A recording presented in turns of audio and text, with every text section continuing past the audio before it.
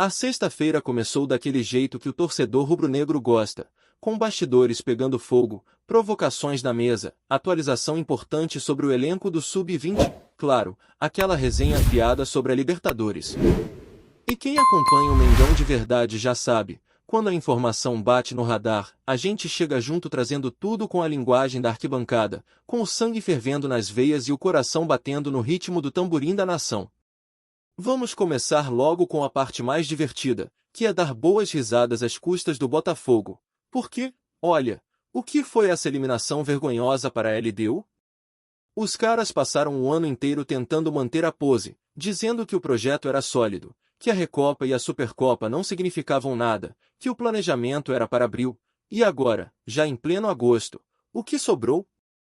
Eliminação em casa, derrota por 2-0 no jogo decisivo, e um futebol que não empolga nem o mais otimista dos alvinegros. Vamos falar a real? Isso aí é a famosa gestão maluca de SAF mal estruturada. Fizeram um bom trabalho no começo, beleza, mas desmontaram o time campeão do ano passado para encher o cofre e esqueceram que futebol também é continuidade, é projeto com base sólida, é manter talento, e não fazer liquidação de craque como se fosse feira de domingo. E o pior é que a torcida comprou esse discurso de que só valia Libertadores. E agora, sem Libertadores, sem título, sem futebol, sobrou só o meme. E a gente, como bom rival, faz o quê? Aplaude, claro. Porque ver um adversário que zombou tanto do Flamengo cair desse jeito é, no mínimo, saboroso.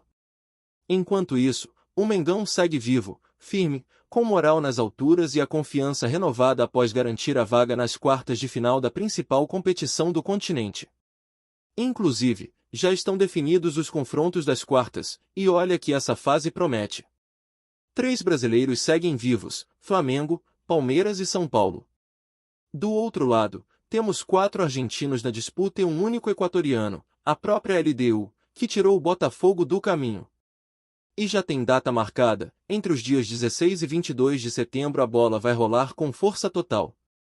O Flamengo vai encarar o Estudiantes, e se prepare porque esse duelo vai ser pegado, com o primeiro jogo na Argentina e a volta no nosso caldeirão, o Maracanã. A expectativa, como sempre, é grande. E tem mais, Arrascaeta, que é um cara que representa tudo de bom que esse elenco tem, postou uma mensagem nas redes sociais que mostra o quanto essa classificação significou para ele. Foi aquela foto simbólica, ele abraçando Bruno Henrique num momento de pura emoção. Não era um abraço qualquer, era daqueles que dizem muita coisa sem uma palavra. Companheirismo, entrega, reconhecimento. Na legenda, ele soltou uma frase daquelas que tocam o coração: aproveitar o momento é desfrutar de cada instante que ficará congelado no tempo e sempre vivo na memória. É isso. Quem vive futebol de verdade sabe que tem momentos que viram eternos. E esse aí, pro Arrascaeta, pro Bruno Henrique e pra torcida, é um deles. E falando em momento, precisamos abrir o olho com um nome importante da base, Matheus Gonçalves. O garoto já vem sendo integrado ao elenco profissional, tem talento de sobra e estava preparado para ajudar o Sub-20 do Flamengo na disputa do Mundial da categoria. Só que pintou um alerta. No treino mais recente, realizado já como parte da preparação para o confronto contra o Barcelona de Guayaquil, o menino não apareceu em campo. Motivo? Desconforto na coxa. E aí, meu amigo, ligou o sinal vermelho no departamento médico e na comissão técnica da base, porque ele era peça-chave nesse duelo. O jogo, inclusive, já tem mais de 35 mil ingressos vendidos. A torcida vai comparecer em peso no Maracá, como sempre, fazendo aquela atmosfera única que só o Flamengo sabe proporcionar. E a dúvida agora é, será que Matheus Gonçalves vai conseguir se recuperar a tempo? A comissão técnica ainda está monitorando a situação. Tudo vai depender de como ele vai reagir no dia do jogo. Se acordar bem, com a musculatura respondendo, talvez tenha condições de entrar em campo. Caso contrário, o técnico vai ter que encontrar uma alternativa à altura para manter o nível competitivo da equipe. Essa movimentação do Sub-20 é um reflexo direto da forma como o clube tem olhado para sua base, valorizando cada vez mais os talentos internos. E é nesse clima de reformulação que o Flamengo também mexeu nos bastidores, atendendo a um pedido direto de José Botto. Quem acompanha sabe que o Botto chegou com moral, currículo forte e uma visão mais profissional sobre processos de negociação. Só que, para que isso funcione de verdade, ele precisa de uma retaguarda eficiente. E foi aí que entrou em cena uma peça nova no xadrez: Lucas Lima, não o jogador, claro, mas o profissional que já atua no clube desde 2019. O cara era coordenador administrativo do futebol, conhece bem os trâmites internos, sabe onde estão os gargalos e entende como funciona a máquina por dentro. Agora, ele foi promovido a gerente de negociações e contratos. E não é um cargo decorativo, não. A missão dele é pesada e vai exigir atenção em cada detalhe. A função é clara: intermediar as decisões entre o Botto e o clube, ajudando a definir limites, metas, cláusulas contratuais e pontos de equilíbrio nas tratativas de compra e venda. Para entender melhor, imagina o seguinte: o Flamengo está negociando a chegada de um novo jogador. O Botto analisa a parte técnica, observa o desempenho, define que o nome é bom. Mas e a parte burocrática? A margem financeira, as metas contratuais, os gatilhos que precisam ser inseridos para proteger o clube? Entra o Lucas Lima. Ele vai dizer: olha, Botto, podemos ir até aqui, essa cláusula a gente consegue aceitar, essa outra não vale a pena, essa meta aqui a gente pode adicionar para baixar o valor fixo, tudo para que o Flamengo não entre em furadas e mantenha a sua saúde financeira organizada. Além disso, esse novo gerente também será o responsável por monitorar os contratos que já estão em andamento. Um exemplo simples: digamos que o Flamengo vendeu o Wesley e no contrato está escrito que, ao atingir 50 jogos pelo novo clube, o Flamengo tem direito a 1 milhão de euros. Alguém precisa acompanhar isso de perto, porque se ninguém cobrar, o dinheiro não entra. É exatamente aí que entra a atuação do Lucas.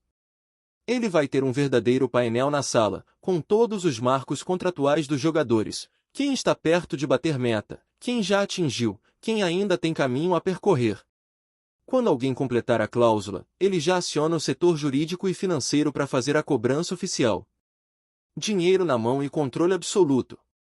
Esse movimento é importante não só por profissionalizar ainda mais o departamento de futebol, mas também porque desafoga outras figuras importantes da estrutura. O Alfredo, por exemplo, que acumulava parte dessas funções, foi deslocado para a base, assumindo a vaga de Carlos Noval. Com isso, a cadeia de comando fica mais clara, os processos mais fluidos e o Flamengo ganha eficiência em todas as pontas, da captação à venda, passando pelo acompanhamento detalhado de contratos. Essa é a nova cara do Flamengo nos bastidores. Um clube que já domina o campo, mas que entende que, sem organização fora das quatro linhas, o sucesso vira exceção, não regra. Com profissionais capacitados, estrutura sólida e um projeto ambicioso, o Mengão segue construindo não só um time vencedor, mas uma instituição cada vez mais moderna, atenta e pronta para brigar por tudo o que disputa.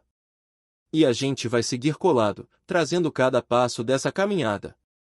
Porque aqui é Flamengo todo dia, o tempo todo. E é dentro desse cenário cada vez mais profissionalizado que o Flamengo vai se ajustando, tanto no campo quanto fora dele.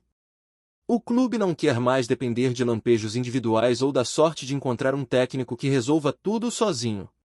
A meta agora é ter processos. E é por isso que a chegada de José Botto, aliada a essa movimentação interna envolvendo Lucas Lima, representa mais do que apenas uma mudança de nomes. Representa uma mudança de mentalidade. O Flamengo está virando uma máquina. E não uma máquina fria, distante, mas sim uma estrutura que entende que paixão e eficiência podem andar lado a lado. O torcedor quer ver raça, quer ver entrega, mas também quer ver um clube blindado, seguro e pronto para competir com os maiores da Europa em organização e estratégia. A ideia é clara: o Flamengo quer parar de reagir às situações. Não quer mais ser aquele clube que só age depois que algo dá errado. Quer prever, antecipar, corrigir antes da falha aparecer. E isso exige gente com visão, gente com responsabilidade. A função do Lucas Lima não é só preencher uma vaga. Ele vai trabalhar como uma espécie de cérebro paralelo ali dentro. Enquanto o Boto pensa em reforços e estratégias, ele vai garantir que as engrenagens da negociação estejam bem lubrificadas. É como se um fosse o arquiteto e o outro o engenheiro de obra. O Boto desenha a casa, escolhe o terreno, e o Lucas garante que a obra saia dentro do orçamento, com o material certo, no prazo certo, sem rachadura no meio do caminho. E isso inclui, claro, a parte de metas e cláusulas contratuais, que nos últimos anos cresceram muito no futebol. Hoje em dia, raramente uma negociação é feita com valor fixo e acabou. Sempre tem variável envolvida, bônus por gols, por assistências, por convocações, por títulos. E é aí que muita grana escapa pelos dedos se não houver acompanhamento de perto. O Flamengo não pode mais se dar ao luxo de esquecer uma cláusula. Cada cláusula tem um valor. Cada cláusula esquecida pode significar um prejuízo ou deixar de ser um lucro. É por isso que o clube está estruturando esse tipo de controle. E o mais importante, sem depender de uma única pessoa para lembrar disso tudo. Se o Wesley, por exemplo, tiver uma cláusula de metas no contrato de venda, alguém precisa estar olhando cada jogo que ele faz lá fora. Não dá para depender de memória ou de sorte. Tem que ter alguém monitorando, anotando, atualizando e, principalmente, cobrando. Porque só assim o clube garante cada centavo que tem direito. E, claro, a mesma lógica se aplica nas contratações. Chegou um jogador com cláusula de performance? Alguém tem que estar ali marcando. Fez os jogos? Cumpriu os minutos? Ganhou o título? Ótimo, hora de pagar. Mas pagar com controle. Com documento. Com responsabilidade. Sem essa de surpresa de última hora. E é essa cultura que está sendo implantada agora. A cultura do controle absoluto. Não para sufocar os departamentos, mas para dar segurança. Porque jogador de alto nível, técnico de ponta e diretor estrangeiro só rendem de verdade quando têm uma retaguarda segura, quando sentem que não estão sozinhos. E o torcedor também sente isso. A gente percebe quando o clube está organizado. Dá para ver dentro de campo. Dá para ver fora de campo. É aquela sensação de que o Flamengo, finalmente, está se comportando como o gigante que sempre foi. E falando em gigante, não dá para ignorar o impacto que isso tem nas categorias de base. Porque quando a estrutura principal funciona, a base cresce junto. O trabalho do Alfredo agora vai ser fundamental. Ele assumiu a base no lugar do Carlos Noval e já chega com uma responsabilidade enorme nas costas, manter o Flamengo como referência também entre os garotos. A base não pode ser só um celeiro de vendas. Tem que ser uma fonte permanente de reforços para o profissional. E isso só acontece quando há alinhamento entre o que se treina lá embaixo e o que se joga lá em cima. O caso do Matheus Gonçalves é um ótimo exemplo disso. Um garoto que já estava sendo testado no profissional, mas que também foi liberado para jogar o Mundial Sub-20 porque ele ainda faz parte da formação. Ele representa o futuro. Só que é um futuro que precisa ser protegido. O desconforto muscular que ele sentiu acende um alerta justamente porque mostra o risco de sobrecarga. E aí entra a importância do trabalho integrado entre os departamentos. Médico, fisiologia, preparação física, comissão técnica da base, comissão técnica do profissional, todo mundo tem que conversar. Não dá para puxar o garoto de um lado e estourar ele do outro. Ele tem que ser bem cuidado. Porque, além de promissor, ele é ativo do clube. E mais que isso, é um símbolo de como o Flamengo quer operar daqui para frente, lapidando seus talentos com inteligência. E aí, enquanto o torcedor se prepara para lotar o Maracanã e empurrar o time sub-20 contra o Barcelona de Guayaquil, é bom lembrar que esse tipo de apoio não é apenas festa. É parte da construção do jogador. O menino entra em campo e sente o peso da camisa, mas também sente o empurrão da arquibancada. E isso molda o caráter dele como atleta. É ali que ele aprende que no Flamengo não basta jogar bem. Tem que ter raça. Tem que ter fibra. Tem que entender o que representa vestir o manto sagrado. E toda essa movimentação mostra o quanto o Flamengo está olhando para todos os lados. Da base ao topo. Do profissional aos bastidores. Não é mais um clube onde as decisões saem no grito ou na urgência. Agora tem planejamento. Tem diretriz. Tem alinhamento. O torcedor já percebe isso. E quando vê o clube agindo com seriedade, se sente representado. Dá orgulho de ver o Flamengo se impondo dentro e fora de campo. Se preparando para os grandes desafios com cabeça erguida e pés no chão. E vem mais por aí. As quartas de final da Libertadores estão chegando e o confronto contra o Estudiantes promete ser daqueles. Um jogo que exige atenção, concentração total, mas que também oferece a oportunidade perfeita para o time mostrar que voltou a ser temido no continente. Porque o Estudiantes é tradicional, sim. É copeiro, sim. Mas o Flamengo tem camisa, elenco e torcida para encarar qualquer gigante da América do Sul. E não tenha dúvidas, o Maracanã vai ser um caldeirão. A nação vai jogar junto. Vai empurrar. Vai fazer valer o peso da camisa mais pesada do Brasil. É nesse clima de confiança, mas sem salto alto, que o Mengão vai se preparar.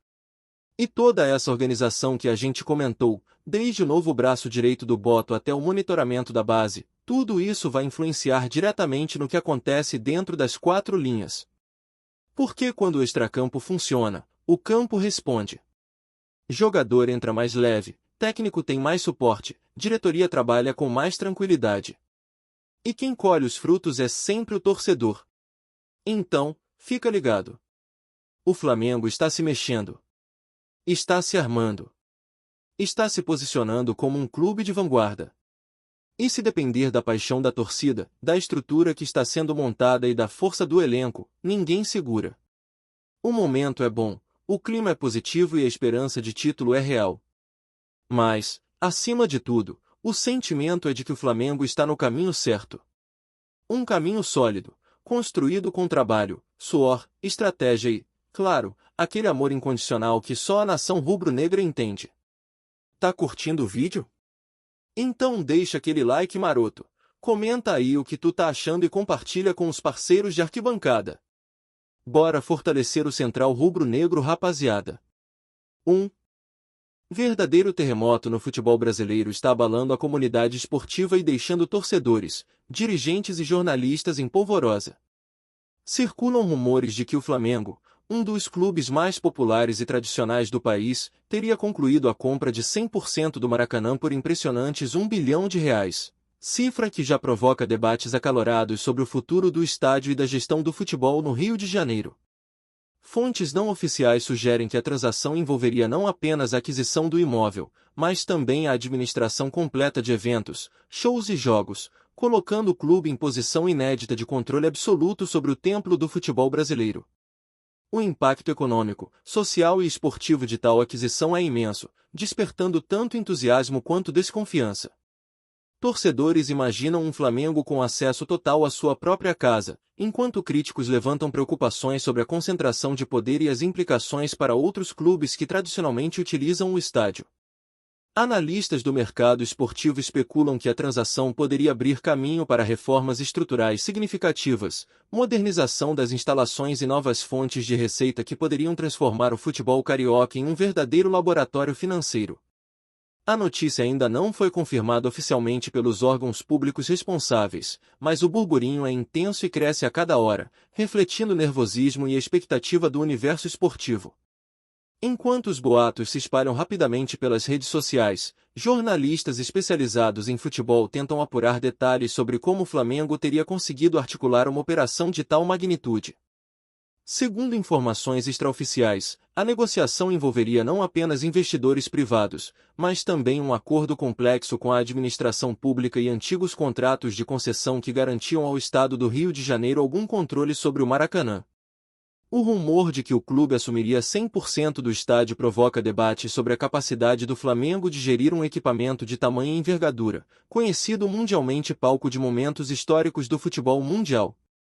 A aquisição total poderia permitir ao Flamengo implementar estratégias inéditas de marketing, patrocínio e venda de ingressos, consolidando ainda mais sua força econômica no cenário nacional. Torcedores, ao mesmo tempo que celebram a possibilidade de ter controle absoluto sobre a sua casa, começam a especular sobre o que isso significa para a rivalidade com outros clubes do Rio, que historicamente usufruem do Maracanã para jogos decisivos. A imprensa esportiva permanece em estado de alerta, cruzando informações de diversas fontes, enquanto o rumor cresce e provoca reações em cadeia, alimentando teorias sobre a transformação do Maracanã em um verdadeiro santuário flamenguista, com o potencial de mudar a história do futebol carioca de maneira definitiva e impactante. O mercado financeiro e esportivo reage com um misto de surpresa e incredulidade à notícia de que o Flamengo pode ter comprado o Maracanã por R$ 1 bilhão. Analistas especializados em gestão de clubes e arenas esportivas apontam que a operação, caso confirmada, representaria um marco histórico, não apenas pelo valor envolvido, mas pela ousadia estratégica de um clube assumir a totalidade de um estádio emblemático, tradicionalmente gerido pelo poder público ou por consórcios privados. Rumores indicam que o Flamengo estaria planejando reformas estruturais profundas, modernização de camarotes, áreas de hospitalidade e sistemas de tecnologia de ponta, além de melhorias significativas em setores de segurança, mobilidade e conforto para o público. Entre torcedores e críticos, surgem questionamentos sobre os efeitos desta aquisição em termos de competição justa, já que o controle integral do estádio poderia gerar vantagem logística e econômica sobre rivais que utilizam o Maracanã. Por outro lado, fontes internas indicam que a direção do clube estaria avaliando parcerias estratégicas, eventos internacionais e novos contratos de naming rights que poderiam elevar ainda mais a receita anual do Flamengo, tornando o clube uma referência não apenas esportiva, mas também empresarial. O burburinho cresce em bares, redes sociais e estúdios de televisão, alimentando teorias sobre como a compra do Maracanã mudaria a dinâmica do futebol brasileiro, transformando o Flamengo em um dos clubes mais influentes e poderosos do mundo, enquanto a especulação permanece no auge, sem confirmação oficial. No meio de toda essa agitação, surgem comentários e especulações sobre o impacto emocional e simbólico da aquisição do Maracanã pelo Flamengo. Para muitos torcedores, o estádio é mais que um espaço físico, representa história, paixão e momentos épicos do futebol brasileiro. A possibilidade de controle absoluto pelo clube rubro-negro é vista como a concretização de um sonho antigo de muitos apaixonados, que imaginam dias em que o time possa organizar jogos, eventos e até celebrações em total sintonia com a identidade flamenguista. Entretanto, críticos do mercado esportivo alertam para os riscos de centralização excessiva, sugerindo que outros clubes cariocas podem perder espaço e oportunidades, impactando a tradição de uso compartilhado do Maracanã. Alguns setores da mídia apontam que a notícia de R$ 1 bilhão pelo estádio poderia desencadear uma reavaliação do valor de mercado de outros estádios, provocando uma possível corrida de aquisições e aumentando a competitividade financeira entre clubes. Entre os fãs, há também a expectativa de que a gestão do Flamengo traga inovação tecnológica, melhorias na experiência do torcedor, maior conforto e segurança, bem como novos modelos de engajamento e fidelização, transformando o Maracanã em um modelo global de operação esportiva. Enquanto isso, o rumor continua a gerar debates acalorados, memes, artigos opinativos e discussões apaixonadas, tornando o tema um verdadeiro fenômeno midiático que mistura emoção, estratégia e curiosidade no coração do futebol brasileiro. Por fim, a especulação sobre a compra do Maracanã pelo Flamengo gera discussões sobre os efeitos a longo prazo para o futebol carioca e brasileiro. Especialistas sugerem que, caso a operação se concretize, outros clubes podem ser obrigados a repensar estratégias de competição, captação de recursos e relacionamento com torcedores, já que o controle integral de um estádio emblemático oferece ao Flamengo vantagens logísticas, comerciais e simbólicas únicas. Rumores indicam que o clube estaria planejando não apenas uma reforma física do Maracanã, mas também um redesenho de toda a experiência de jogo, incluindo ingressos, serviços de alimentação, transporte e entretenimento para o público. A movimentação também levanta questões sobre política esportiva e parcerias público-privadas, considerando que o Maracanã é um patrimônio histórico do Rio de Janeiro e palco de eventos internacionais, como finais de Copa do Mundo e Olimpíadas. Entre torcedores, a notícia provoca tanto entusiasmo quanto ceticismo, com debates sobre o equilíbrio competitivo, a preservação da história do estádio e os impactos sociais de uma gestão exclusiva. O rumor, cada vez mais intenso, mobiliza jornalistas, comentaristas e especialistas, criando uma atmosfera de expectativa e tensão. Enquanto todos aguardam uma confirmação oficial que poderá redefinir o futebol carioca e transformar o Flamengo em protagonista absoluto do cenário esportivo, econômico e cultural do país, consolidando seu poder de forma histórica e inédita. É isso, família. Valeu demais por acompanhar. Até aqui. Se ainda não se inscreveu, tá moscando, hein? Ativa o sininho para não perder nenhum papo de Mengão Raiz. Aqui é Central Rubro Negro, aqui é Flamengo até morrer. Tamo junto!